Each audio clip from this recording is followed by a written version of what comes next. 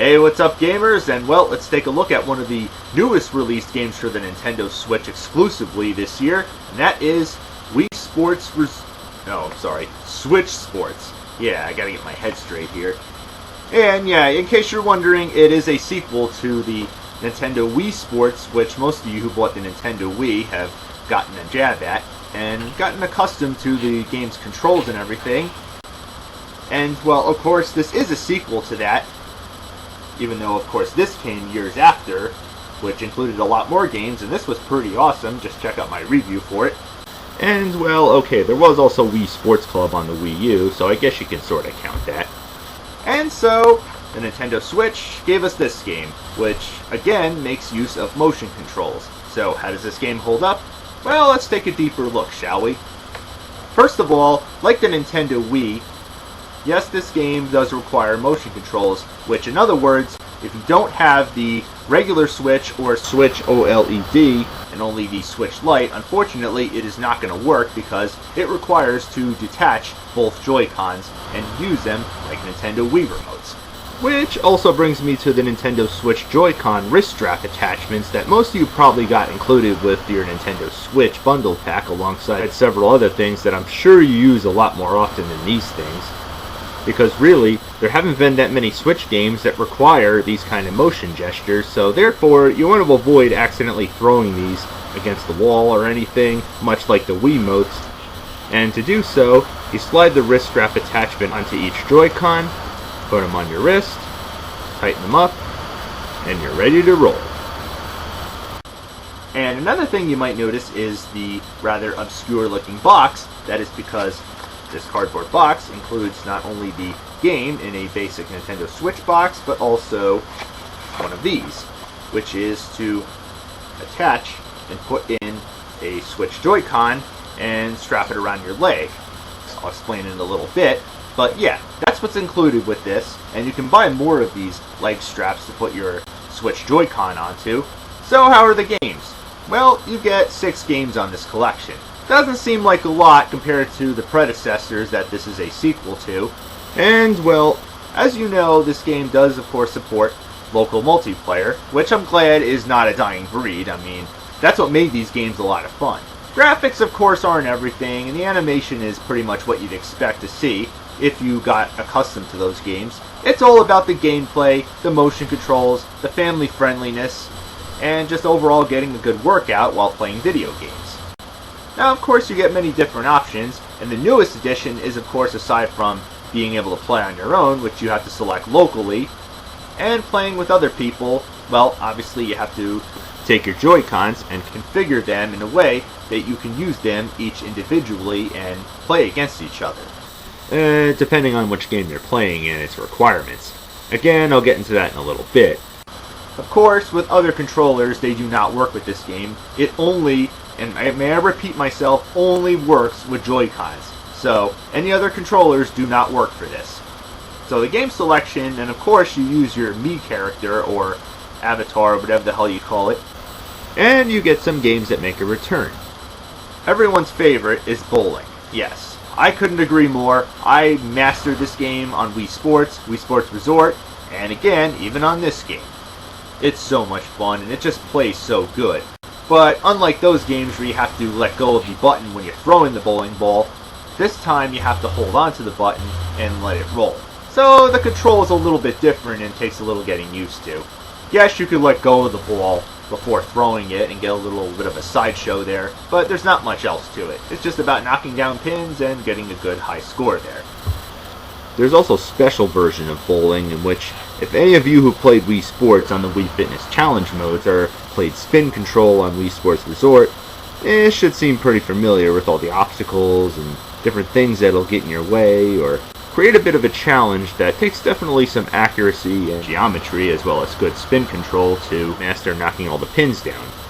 And it all depends on which difficulty you select too as well.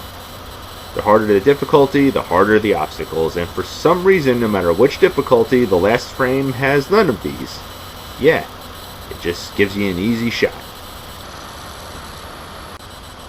You also get the return of tennis, in which if you select one player, you have no choice but to play as and control 2 players on one side of the tennis court, being that the fact that it's a 2-on-2 match, unless you play 2 players locally. Then you have that option to play against computer opponents or play against more players locally, if you have more players to play against in the same room, or if you're playing online. But if you choose single player mode against a computer opponent, every single game with the exception of regular bowling, being that you're playing by yourself in that one, you get 3 different sets of difficulties, and as you guess, each one is harder than the other. So if you're even going to think about beating a computer opponent on Powerhouse mode, well, you better have your game on, because you are sure going to get more than just a challenge in any of these games. But otherwise, yes, tennis makes a return, as I explained in detail just now, as well as from Wii Sports Resort, Chambara, or to put it simply, sword fighting. Yep, and just like that game, you're on top of a large circular platform, and your objective is to, what else? To knock your opponent off. Yep, watch them fall and go for a swim. If you played Wii Sports Resort, you should already know that depending on how you swing the remote, or I'm sorry, in this case the Joy-Con, that determines how you swing the sword. And yes, just like that game, you can recenter the sword, but instead of pressing the A button while pointing it at the TV, this time you only have to press X no matter where you're pointing your Joy-Con. But yes, you slash your opponent by swinging the sword in different and rather creative directions to be able to get them when their guard is down, because of course, you not only have to slash your enemy, but it's also about blocking too as well when they slash you, especially on the harder difficulties. So, in other words, best defense is a good offense.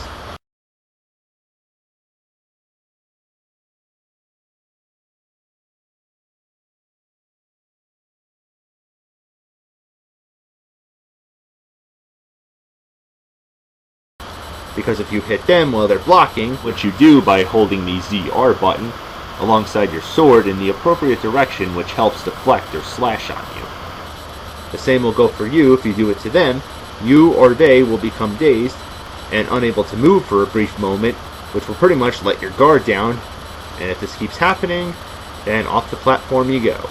Obviously it's a best of 3 match, and if by any chance it ends up in a tie, then it goes to sudden death, in which the platform is shrunk down to a smaller size, and winner takes all right here.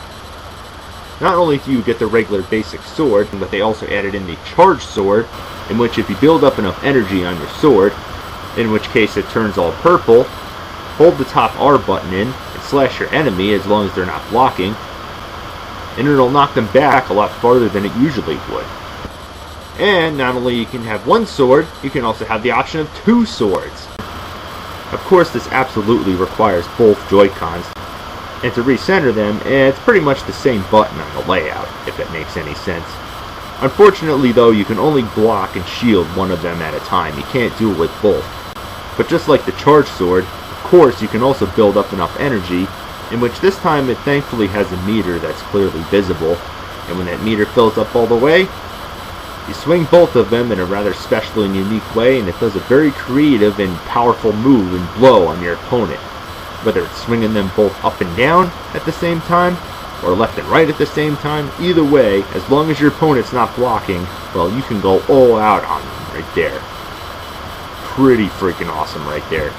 Because if you hit them while they're blocking, which you do by holding the ZR button alongside your sword in the appropriate direction, which helps deflect or slash on you.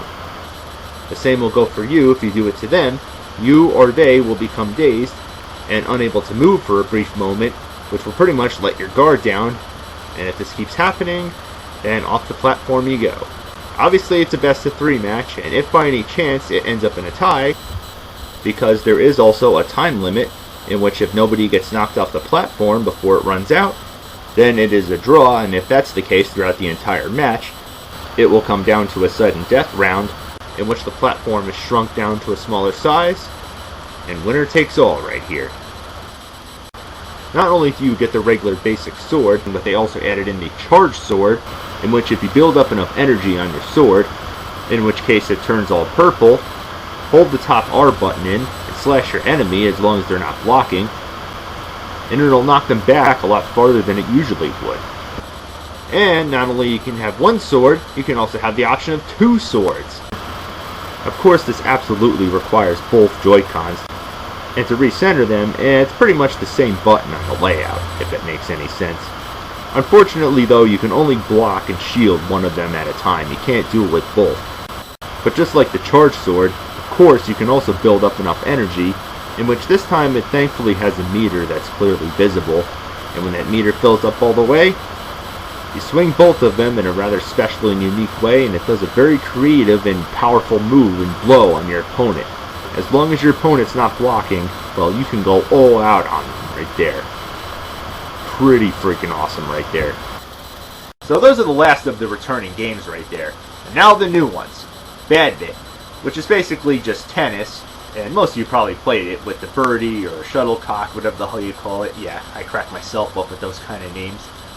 And, well, you just gotta keep it up in the air, and do all sorts of different moves which correspond with your motion gesture, whether it's underhand or overhand swings. And of course you can even spike it. It's all about the timing and everything, and it's kind of a little difficult to explain, but you'll get used to it with a lot of trial and error and practice.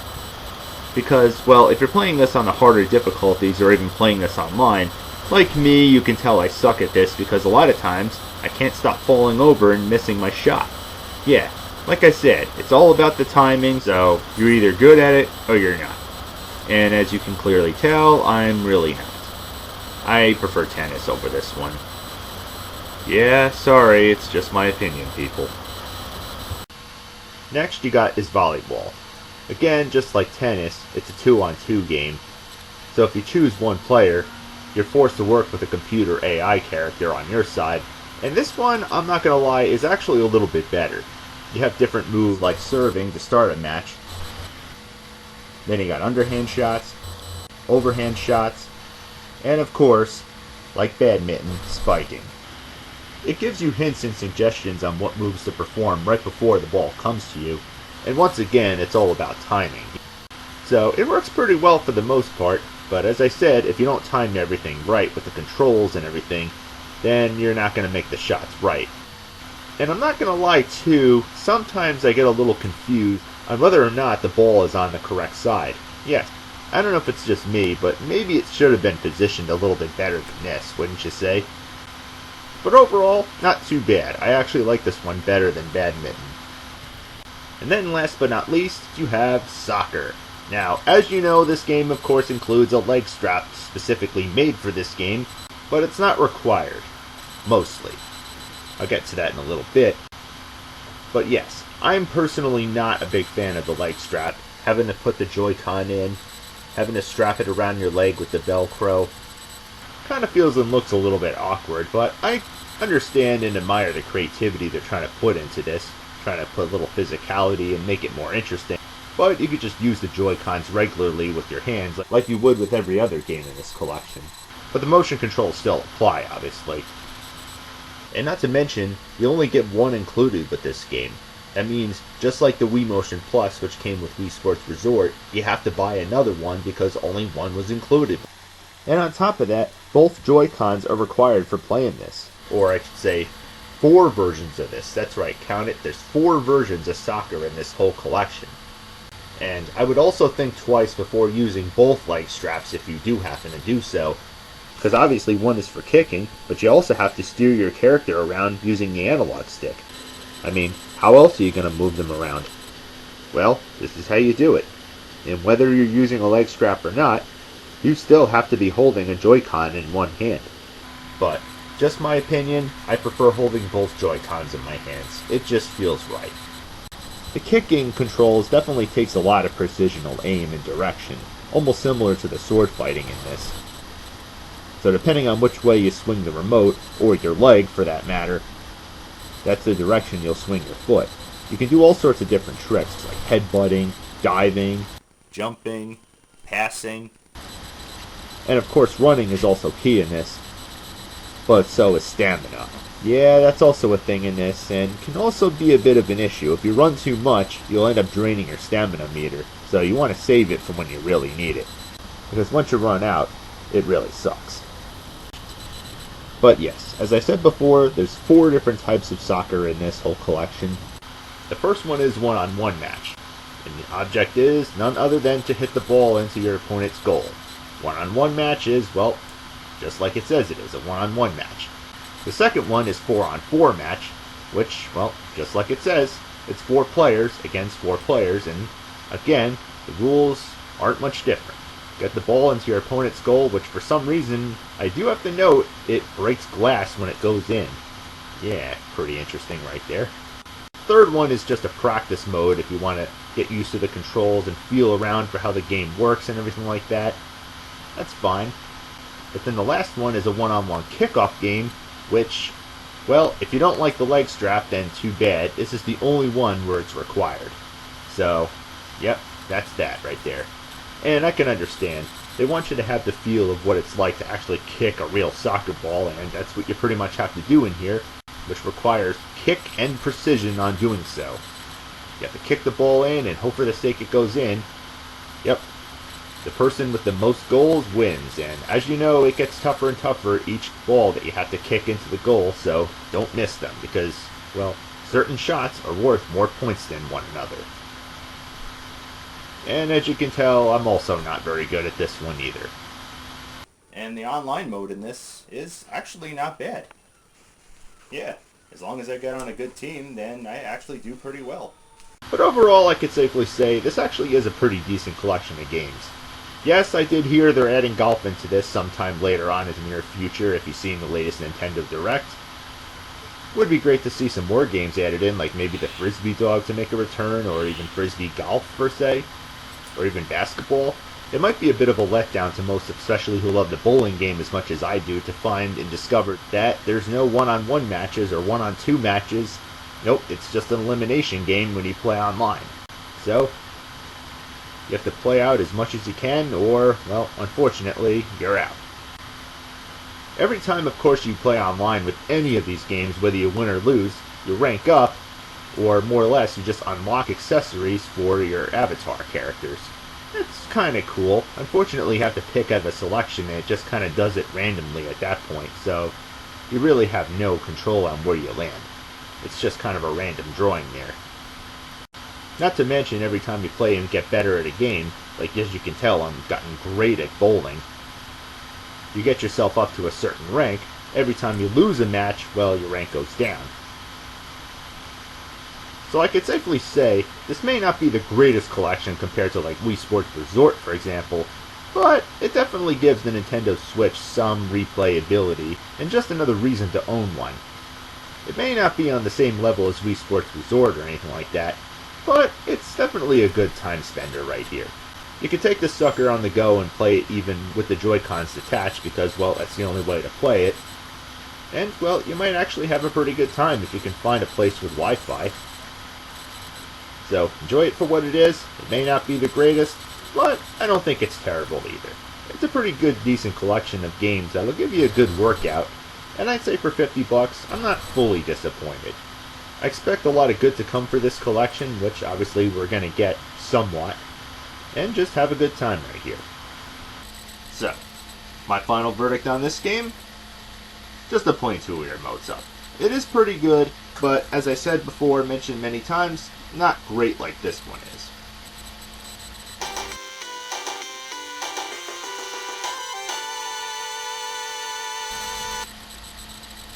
So, till next time, happy gaming.